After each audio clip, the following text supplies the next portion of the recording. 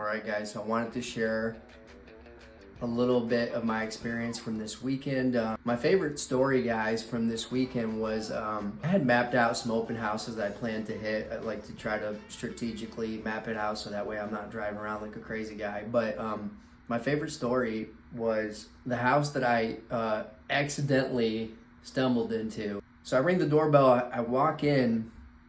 Immediately as I walk in, I look to my right, and there I see a gentleman on his computer, and he's working, and it just floods over me, and I'm thinking, oh my gosh, this is not an open house, this is a homeowner.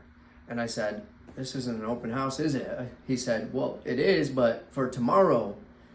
And oh my gosh, I said, oh my goodness, I'm so sorry. He had a Oklahoma Sooner shirt on, so, I was trying to be clever and witty, and immediately I said, Oklahoma Sooners, one of the best running backs ever, Adrian Peterson.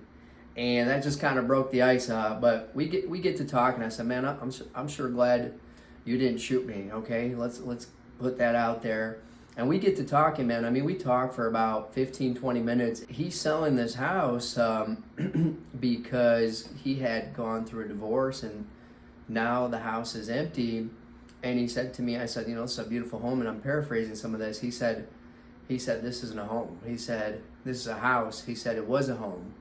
He said, this house don't bring me no joy when it's not full and when it's empty. And man, that really just struck me. I'm just thinking, yes, we sell houses, but there's a story to every home, right? We don't know why people are moving, why they're selling, why they're buying, right? So we're always representing people that have their own life. There's a whole story behind every transaction. Sometimes we lose sight of that, right? Sometimes we forget that. So that was number one. And number two, while we're talking, he shares a little bit of his story, and he's a Christian, and I'm a Christian, and he encourages me. He shares some of the things that he has learned in his journey, and he got me to read the book of Nehemiah, which is a cupbearer for a king. I guess the Jews were taken into captivity at one point, and there's this guy who's a cupbearer for a king, and he finds out that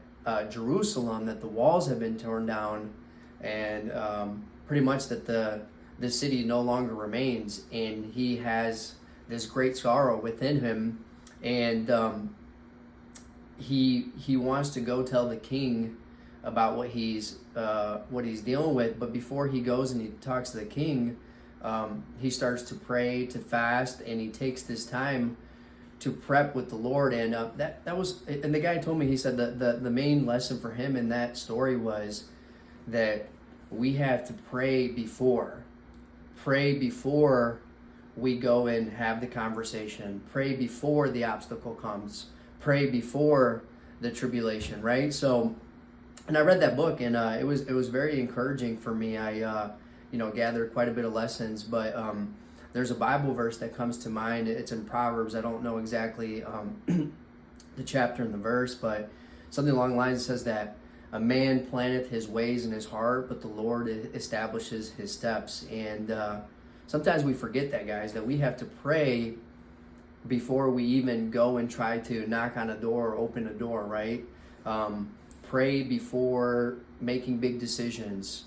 Pray before you're dealing with something that you didn't want to deal with. Pray before the joy. Pray before the victory, right? So that was kind of a little takeaway there. But anyways, to kind of button this all up, it was a cool story. I mean, I kind of say it was like a divine appointment. We ended up praying together, and I hope he sells that house quick. I still have to follow up with him. But that was kind of my weekend experience. Other than that, I met about 8 agents. 2 or 3 of them, we really hit it off. That's my weekend experience, guys. Another thing I did notice is the open houses are a lot busier than I have noticed in times past. So maybe seeing a little bit of a shift, towards the buyers. It seems like there's more buyers that are out there looking for homes. I mean, the home prices have settled a little bit. So that's all I got for you guys today. The goal here in the future is to share more stories and kind of other things that are not necessarily mortgage related, but I also do want to make mortgage solutions simpler. I want people to understand what the path to homeownership looks like And so that's my vision as we finish the year off in 26 and heading into 2027. So God bless you guys.